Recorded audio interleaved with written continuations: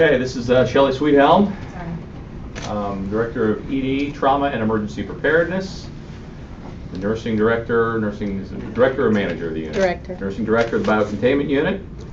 She's been here forever, what, 30 years or so? 33. And has been involved with training the unit for a long time. So any questions related to the operation of the unit, protocol, nurses working inside the unit, that is her forte. So what do nurses think about working inside the unit with all the recent hysteria concerning Ebola that's been going around? I think their first thought was, how can we help? When we heard about the nurse in Dallas, and so I think immediately that's where their mind went. I think they feel very safe and confident in what they're doing, and they feel like our procedures and protocols are exactly what they need to stay safe. So it's been very positive. Is there any need for concern on their part? Absolutely not. I don't know how else to answer that because, like I said, I think they feel very confident in themselves and in each other, and then the protocols and the processes that we have. Talk a little bit about the protocols and how that protects nurses. Sure. Well, we have a very specific order of events in order to put on their personal protective equipment and to then, more importantly, remove it. So there's a step-by-step instruction guide, and we have visual cues on the wall, as well as we also have a single individual whose job is no other than to help somebody put on and take off their personal protective equipment each day, every moment of the day. So there's always someone assigned to that role. The general public, too, seems to have kind of some misconceptions about the transferability of Ebola. Can you maybe clear some of that up at all? Or? So you mean moving people from place to place? Yes, I mean, yeah. I mean, if somebody comes in contact Sure. during transport, for example. Sure. I think, what I would say about transport is, again, it goes back to having protocols and policies and processes that you follow meticulously, and I think that can safely be done. But again, it needs to be very well organized and very protocolized in how it's done. Was this a process? The CDC has said that a general hospital with isolation wards could handle an Ebola patient. It seems that with the Dallas nurse getting infected, there might be some second thoughts about that. Yeah. How do you feel about it? Yeah. Well, I too feel like any hospital could potentially care for an Ebola patient. However, with that said, I think what's missing in many hospitals is the level of confidence and assurance in the protocols and processes. And again, I think the meticulous practicing of the taking off of the personal protective equipment and making sure that it's all on appropriately as well is what may be missing. And it's not something that every day we practice in a general hospital. Yes, you have different circumstances, different things where you put on a level of isolation gear, but it's not the same. This is a much more advanced level of personal protective equipment that's needed, and I think just the meticulous nature of it, and again practicing it and being accountable to making sure that you have someone fully responsible to help you and to make sure that you're being exactly accurate in how that's done is really, really important.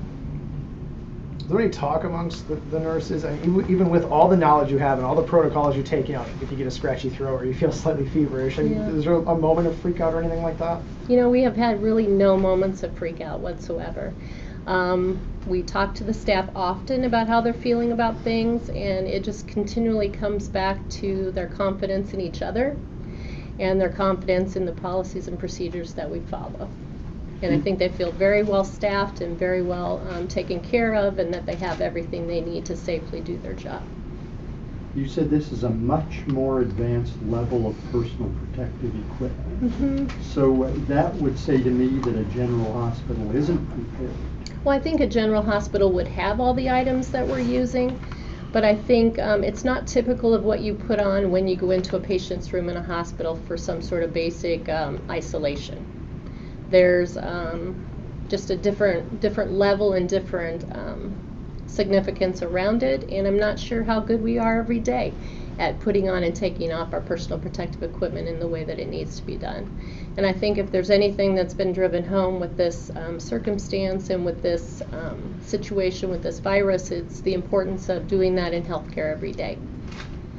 What was your personal reaction when you heard about what happened to the nurse in Dallas? Yeah.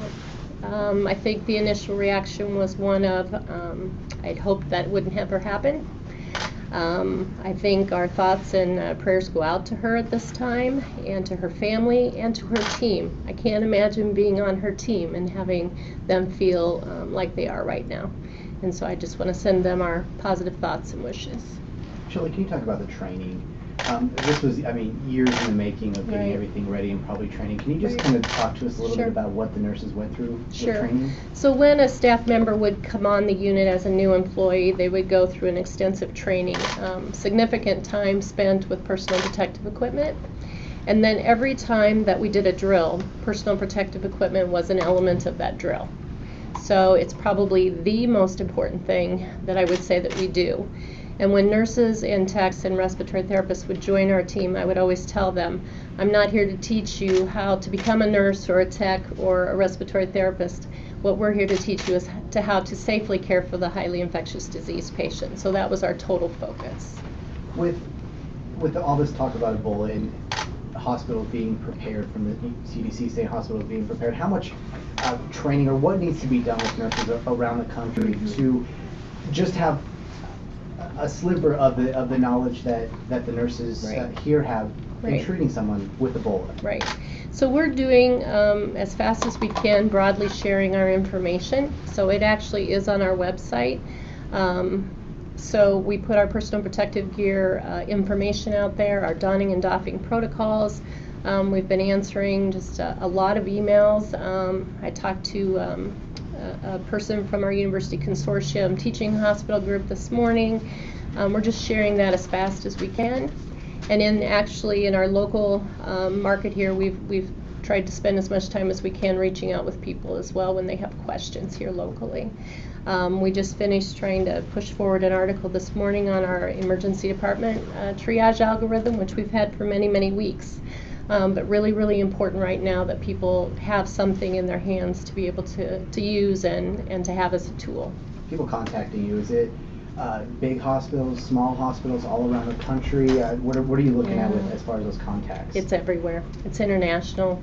Canada, I talked with them last week. We had visitors from Trinidad and Tobago a week after we dismissed our first patient. It's just everyone right now is just trying to become better informed. Any chance that the hospital here could receive more patients besides just for the one at a time, that Right. more patients if they're developing symptoms? This could be the gathering place Yeah. for these patients. Yeah, we are prepared to be able to take more than our one patient. We've had some conversation about what that number looks like. I think some of the rate limiting steps would be, as you are all aware, we do autoclave all of our linen and trash out.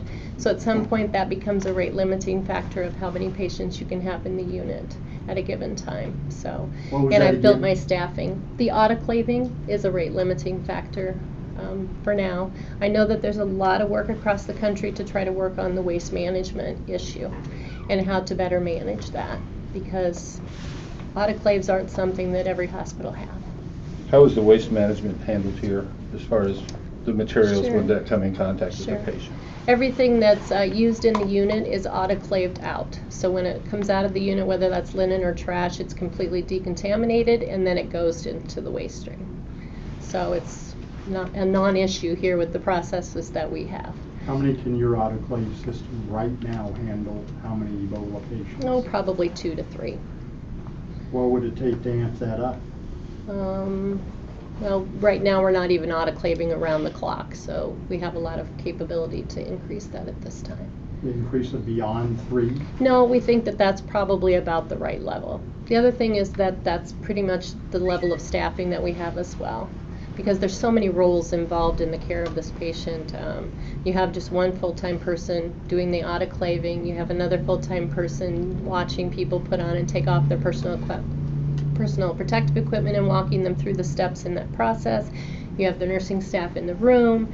There's just lots of different roles and responsibilities. So we have at least 4 to 5 staff per shift caring for even one patient. So then obviously that would take some additional staffing to care for a second patient There's as well. about 35. We have actually about 40 staff at this point, yeah. And still training more right now, or no? We are. We still have a few that we're training that have come on board since the last time, and I actually have a waiting list at this time. Who decides where the patients go?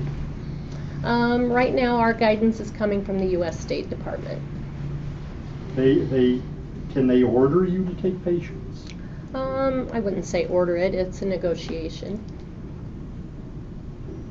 What kind of negotiation? Just a discussion, and then we as a team have a discussion about it and work with our health departments and come to a consensus agreement about that. The state's involved with that too, Rick. The Mhm. state has to State health department. agree. The state's involved in the negotiation. I understand that there's constant communication every day with the CDC of updating. How important is it with that communication from the CDC with what you guys are doing here and kind of delivering that same care or what you're being taught around the country? The CDC has been very interested in our learnings, and we've had, I think Dr. Smith has had daily actual calls with them, and we've had some conference calls with them as well. I think they were very eager to hear more about our personal protective equipment and what we were doing and how we were doing it. And I think now I've seen in some articles today that they are really encouraging people to have that single person who in addition then would watch and help you, be guided in putting on and taking off your personal protective equipment. So they've been very interested in what we're doing and very collegial and interested. With the protocol that you have in place here, is this something that the hospital came up with, or how did the protocol come into place? Yeah. We actually have a nurse who works in our unit who is also in our College of Nursing and has done a lot of her research and her doctoral study has been on personal protective equipment. So she uses high fidelity simulation and other things through a grant, the HEROES grant, and has actually then used that to develop the visual cues and systems that we are using. So the protocol was created right here. Right. And could this protocol that you guys have in place become the standard? Perhaps. We've been sharing it broadly, so it's out there pretty significantly at this time.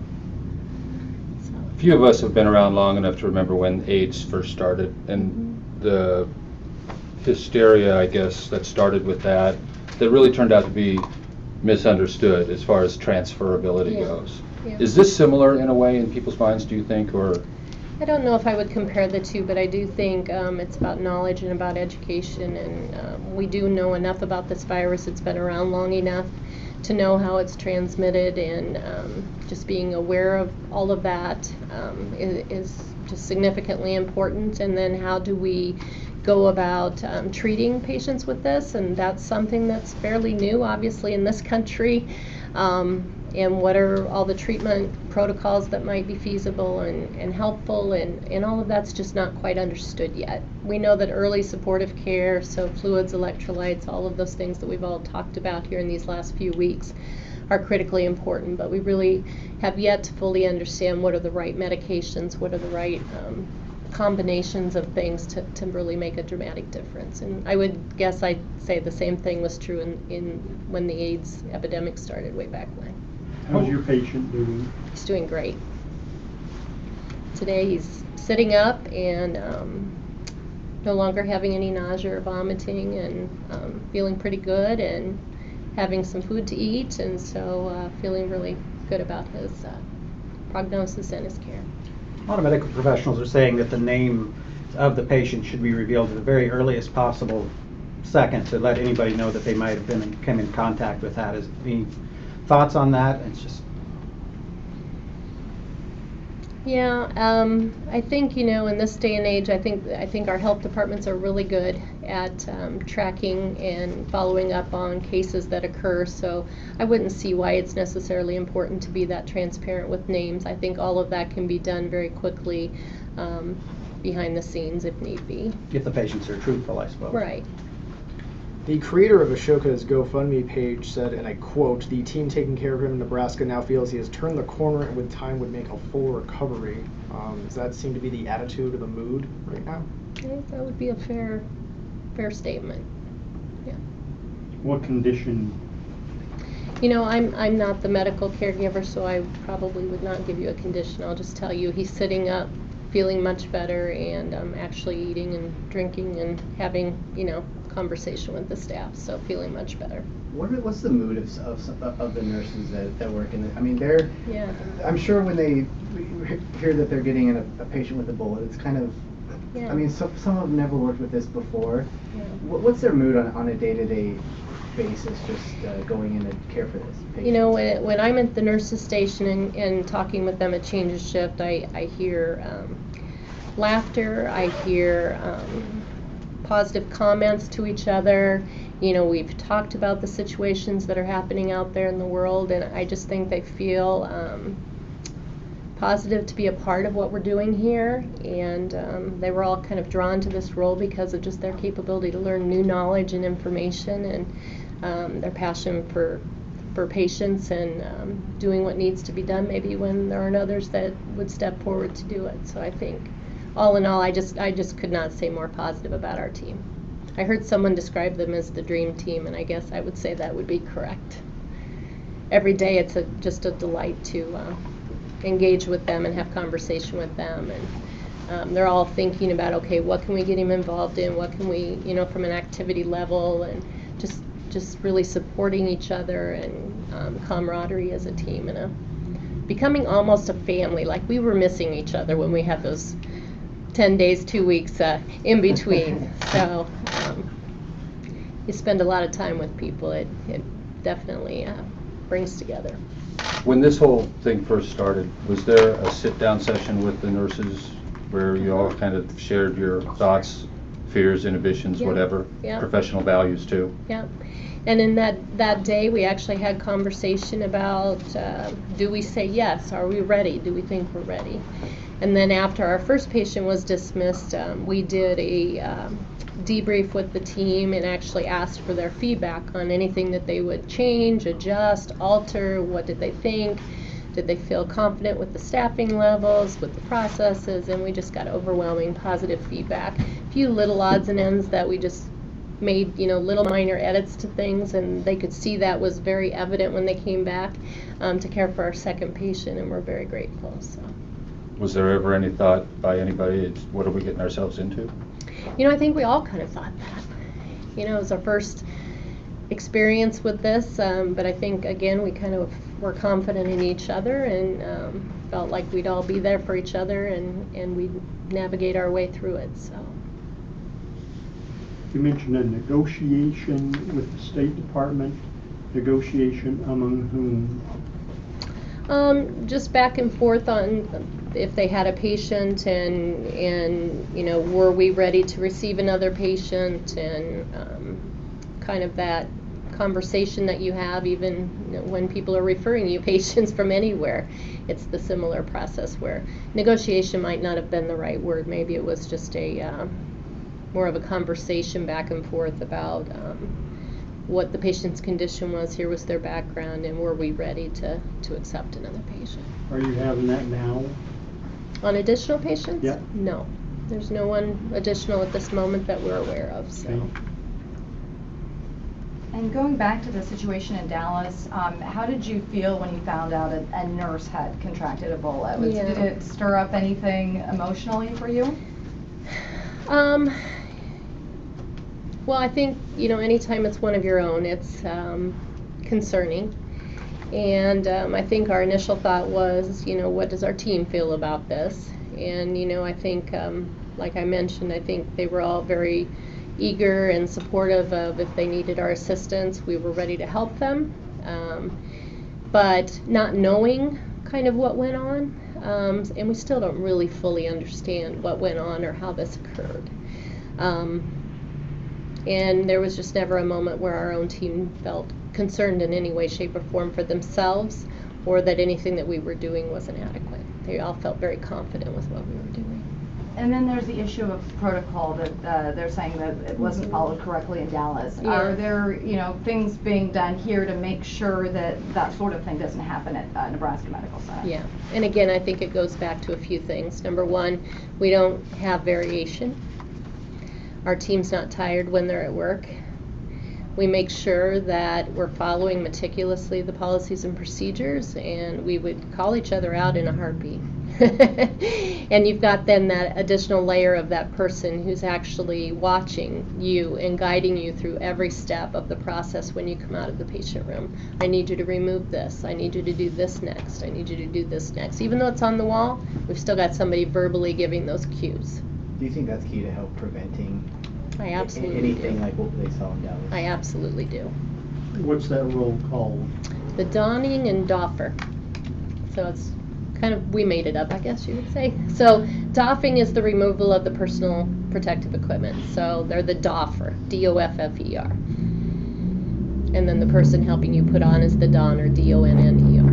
Is that the same person?